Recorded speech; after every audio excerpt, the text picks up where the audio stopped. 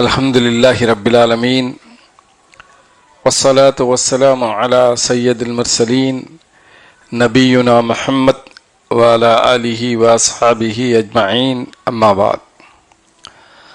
قال الله تبارك وتعالى في كتابه الكريم فأعوذ بالله من الشيطان الرجيم بسم الله الرحمن الرحيم إن الله يحب المقسطين قال النبي صلى الله عليه وسلم إني عادل لا أشهد إلا عدل أو كما قال عليه الصلاة والسلام رب اشرح لي صدري ويسر لي أمري واحلل عقدة من لساني يفقهوا قولي. గౌరవనీయ ఇస్లామీయ పండితులు, సొసైటీ బాధ్యులు, కార్యక్రమంలో పాల్గొంటున్న సోదరులకు, ఈ కార్యక్రమాన్ని డిపిసి కడప యూట్యూబ్ మరియు వాట్సాప్, ఫేస్బుక్ ఛానల్ ద్వారా చూస్తున్న సోదర సోదరిమణులందరికీ అస్సలాము అలైకుం వరహ్మతుల్లాహి వబరకాతుహు. సోదరులారా, న్యాయం చతుష్పాదంపై ఉన్నంత వరకు, ధర్మం చతుష్పాదంపై ఉన్నంత వరకు ఆ దేశం శాంతి శుభాలతో విరాజిల్లుతుంది. అది కుటుంబ వ్యవస్థ అయినా, సామాజిక వ్యవస్థ అయినా, దేశ ప్రభుత్వ వ్యవస్థలైనా అద్భుతమైన రీతిలో పనిచేయాలి అంటే న్యాయం స్థిరంగా ఉండాలి. న్యాయవర్తనులైన వారే న్యాయమూర్తులుగా ఉండాలి. న్యాయవర్తనులైన వారు దేశాన్ని ఏలాలి. కానీ దేశంలో పరిస్థితులు ఎలా ఉన్నాయి అంటే, వ్యభిచారాన్ని లైసెన్స్ ఇస్తూ,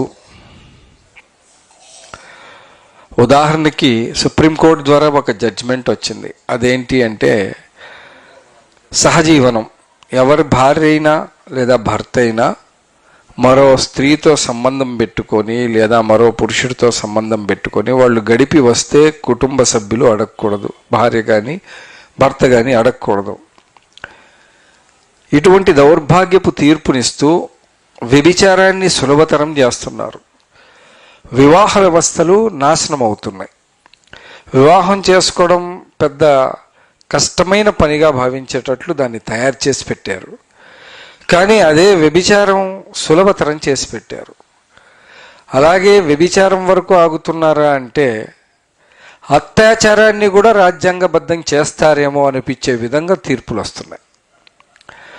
ఉదాహరణకి గుజరాత్లో 2000 మంది మారణ హోమానికి కారణమైన వాడు ప్రధానమంత్రి, చేసినవాడు హోంశాఖ మంత్రిగా ఈ దేశంలో విరాజిల్లుతున్న కాలం ఇది. ఆ సమయంలో అనేక మందిని చంపడం, ప్రత్యేకించి గర్భవతుల్ని రేప్ చేసి కడుపులు చించి పిల్లల్ని శూలాలకు చెక్కి నిలబెట్టి రాక్షసత్వంతో జంతువుల కంటే హీనంగా ప్రవర్తించిన వారిలో బిల్ఖిస్ బానో అనే ఒక అమ్మాయిపై అప్పుడు వాళ్ళ కుటుంబ సభ్యులందరినీ చంపేసి ఆ అమ్మాయిని రేప్ చేసి వాళ్ళు తమ పశుకామంతో చనిపోయిందని వదిలేసి వెళ్తే, బ్రతికి బట్టగడితే ఒక సోషల్ యాక్టివిస్ట్, ముస్లింలకు ధైర్యం చాలలేదు. ఎందుకంటే 2000 మంది మారణహోమంతో భయపడిపోయిన ముస్లింలు ఆ కేసు కొట్లాడడానికి సిద్ధపడలేదు.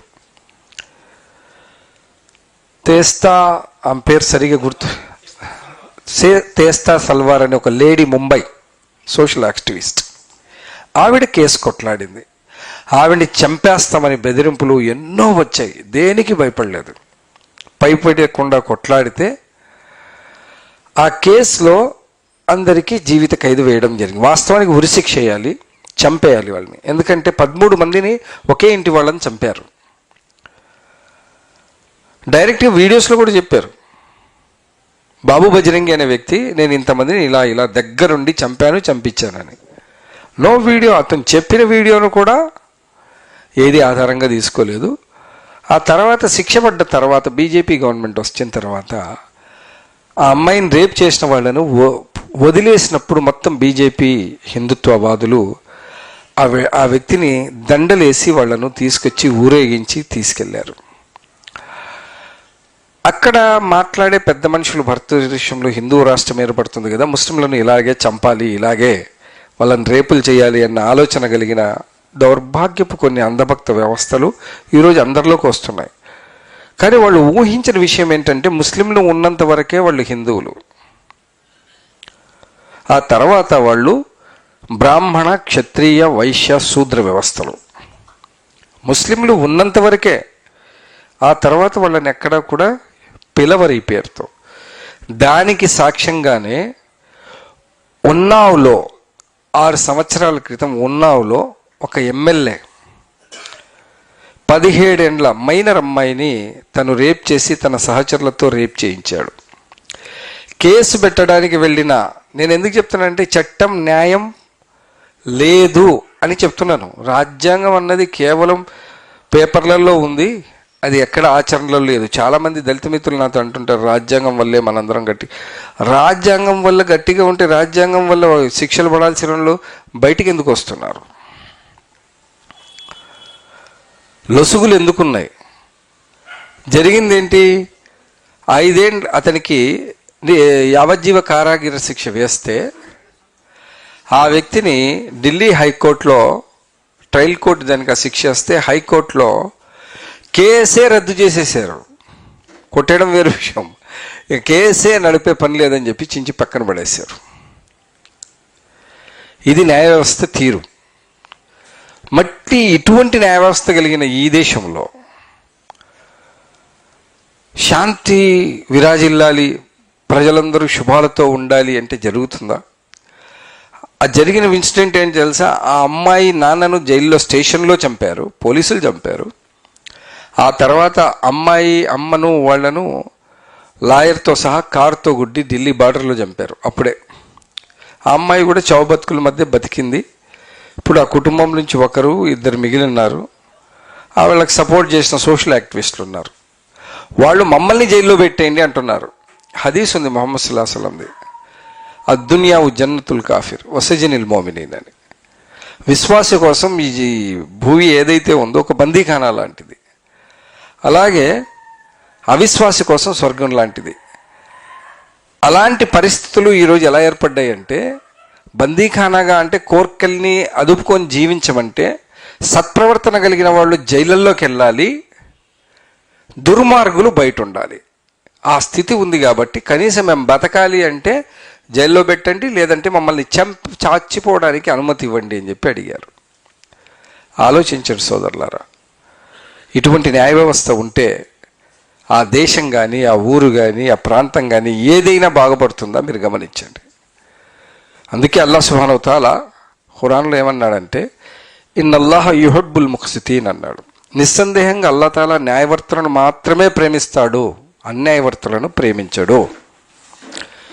ఎవరు న్యాయంగా వ్యవహరిస్తారో హమారా ముస్లిం, హమారా హిందూ, హమారా ఏ అని వ్యవహరించే వాళ్ళని అల్లాహ్ ప్రేమించడు.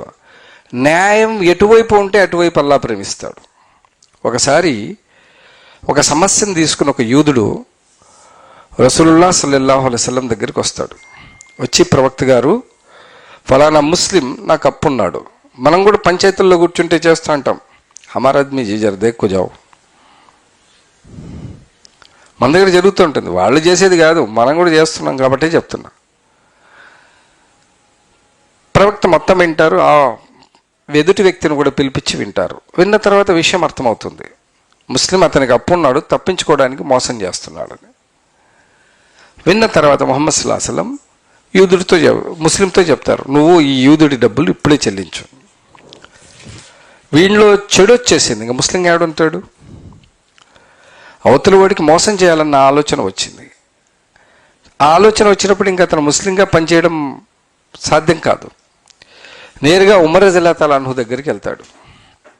వెళ్ళినప్పుడు హజరత్ ఉమర్ ఫారూక్ రజల్లాహు తఆలా అన్హు ఏం చేస్తారు అంటే, ఆయన వింటారు.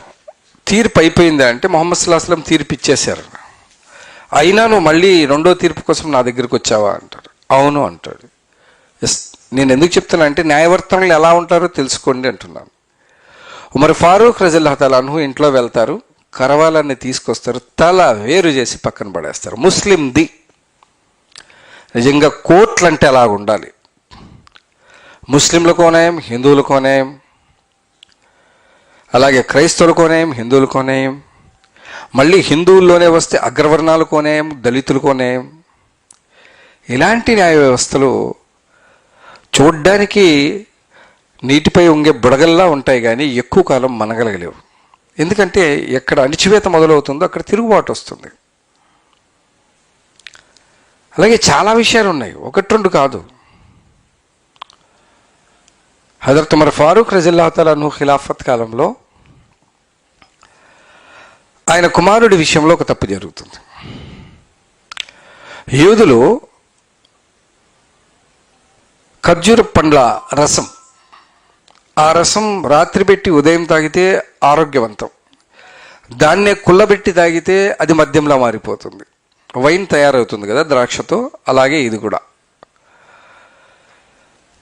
इसका नाम क्या बोलते मल्ला? तबीत, ఖజూర్ నబీద్ అంటారు. అది తీసుకొచ్చి తాగుతున్నామని తాపుతారు. తాపిన తర్వాత తాగిన మనిషి ఏమైనా చేయగలడు. ఆ తర్వాత అతనితో వ్యభిచారం జరిగిపోతుంది. నేను నబీద్ అరబీ వర్డ్. తో ఆ అబ్బాయి కేసు తీసుకొని యూదులు హజరత్ ఉమర్ ఫారూక్ రజియల్లాహు తఆలా అన్హు దగ్గరకు వస్తారు. నేడు ఎవరైనా మా మిత్రులు కూడా గుర్తుపెట్టుకోవాలి, న్యాయం అన్యాయం, ధర్మం అధర్మం తెలుసుకొని జీవిస్తేనే మీరు ముస్లింగా ఉండగలరు. మీరు చేసే అధర్మ కార్యాలని కూడా న్యాయవర్తనంగా చూపించండి అంటే మీ స్నేహితం కంటే ధర్మం గొప్పది. కాబట్టి ఈ ఇన్సిడెంట్ ఎప్పుడైతే జరిగిందో, జరిగిన తర్వాత అక్కడికి వచ్చి ఎప్పుడు చెప్తారో, చెప్పినప్పుడు హజరత్ ఉమర్ ఫారూక్ రజియల్లాహు తఆలా అన్హు ఇరువైపులా వింటారు. విన్న తర్వాత 100 కొరడా దెబ్బలు చచ్చేంత వరకు కొట్టి చంపండి వీడిని అంటారు. అక్కడ ఉన్నవాళ్ళు ఏదైనా మనం చెల్లించి ఏదైనా సర్దుబాటు చేద్దామండి అంటారు. జరిగిన అన్యాయానికి ఏదైనా సర్దుబాటు చేద్దాం చెల్లించి. ఖలీఫా కుమారుడి నేరం చేసిన తర్వాత వాణ్ణి మృత్యుదండన వేయకుంటే ఇదే పాపం ప్రతి ఒక్కడు చేస్తాడు. చచ్చేంత వరకు కొట్టండి అండి. 98 కొరడా దెబ్బలు చచ్చిపోతాడు, 2 కొరడా దెబ్బలు మిగులుతాయి. సమాధిపై కొట్టండి అన్నారు. ఇది న్యాయం. న్యాయం ఎలా ఉండాలి అంటే న్యాయం స్థిరంగా ఉండాలి, అన్యాయం ఎప్పుడూ కూడా మరణిస్తూ కనబడాలి. అందుకే అల్లాహ్ ఖురాన్లో ముహమ్మద్ సల్లల్లాహు అలైహి వసల్లంతో సెలవిస్తాడు, ఓ ముహమ్మద్ సల్లల్లాహు అలైహి వసల్లం న్యాయం చెప్పేటప్పుడు లేదా సాక్ష్యం ఇచ్చేటప్పుడు సత్యం ఎటువైపు ఉందో అది ఒకవేళ మీ తండ్రికి వ్యతిరేకంగా చెప్పాల్సి వచ్చినా మీరు సత్యం వైపు నిలబడండి. స్నేహితుడు, తండ్రి, అక్క, తమ్ముడు, చెల్లెలు ఇవేవి కనపడవు. ఇవి ఎప్పుడు మర్చిపోతామో చిన్నగా మొదలైన ఈ అన్యాయవర్తనం పెద్దదై విరాజిల్లుతూ అది వేళ్ళంతా పాకిపోయి మొత్తం అన్యాయం మొదలైపోతుంది. మొత్తం లంచగొండి వ్యవస్థతో లంచం ఇచ్చేసి, ఉదాహరణకి బాబ్రీ మస్జిద్ తీర్పు వచ్చింది.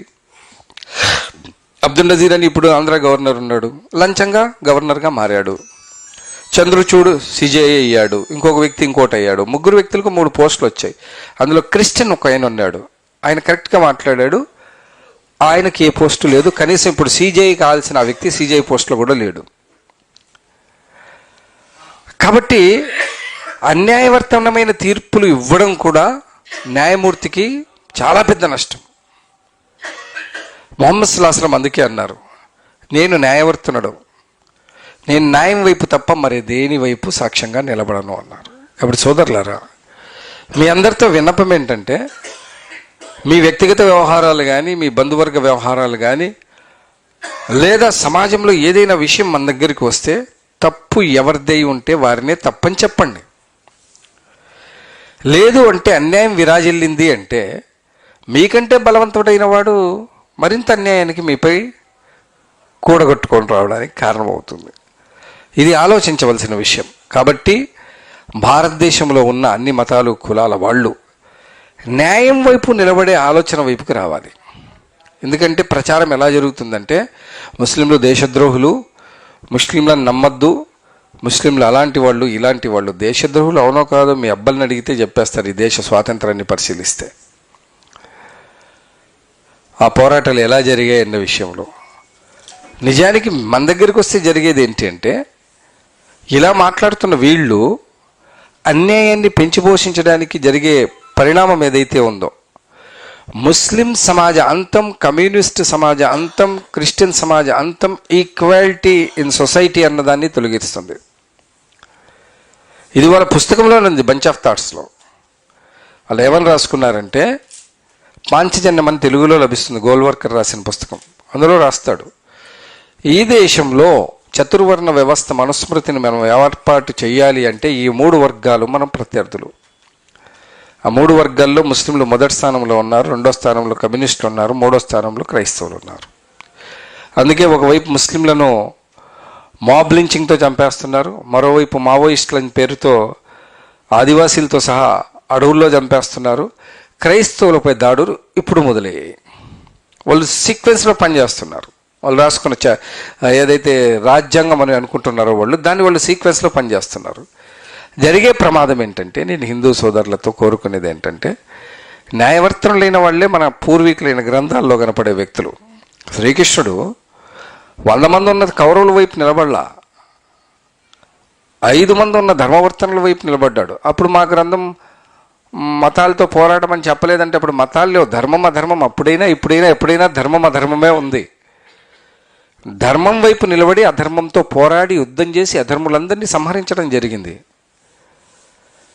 కాబట్టి మీరు కూడా తెలుసుకోవాల్సింది ఏంటంటే, మానవులందరూ ఒక్కటేనన్న ఒక నినాదం, ఆది దంపతుల సంతానం అన్న నినాదం ఏదైతే అటువైపు వచ్చారంటూ కుల వ్యవస్థలు నాశనం అయితే మానవులందరూ సమానంగా మాట్లాడారు. మానవులందరికీ ఉన్న ధర్మం ఒక్కటే, సత్ప్రవర్తనతో సదాచరణ చేయడం, చెడుకు దూరంగా ఉండడం. మానవులందరికీ ఉన్న దేవుడు ఒక్కడే. ఆ ఒక్క దేవుడిని నమ్ముతూ సదాచరణతో సద్ధర్మంపై నిలబడి ప్రజలందరినీ ఒకే జంట సంతానంగా ఎప్పుడైతే మీరు చూడగలుగుతారో అప్పుడు మాత్రమే సత్యం, న్యాయం ఈ భూమి మీద ఉంటుంది. లేదు అంటే విలయతాండం చేస్తున్న ఈ అన్యాయాన్ని అంతం చేయడానికి న్యాయం కొత్త రూపంలో మీ ముందుకు వస్తుంది. ఆ రోజు ఎవ్వరూ ఎవరిని కాపాడలేరు. మీకు నాకు అల్లాహ్ సుబ్హానహు వ తఆలా ఈ సమస్త చెడులకు వ్యతిరేకంగా సత్యాన్ని ప్రచారం చేసే సద్బుద్ధిని, సత్యంపై స్థిరంగా ఉండే సద్బుద్ధిని, ధర్మ వ్యవస్థల కోసం పాటుపడే శక్తిని అల్లాహ్ ప్రసాదించుగాక. వాఖిరు దుఆనా అల్హమ్దులిల్లాహి రబ్బిల్ ఆలమీన్. జజాకుముల్లాహు ఖైరన్. అస్సలాము అలైకుం వరహ్మతుల్లాహి వబరకాతుహు.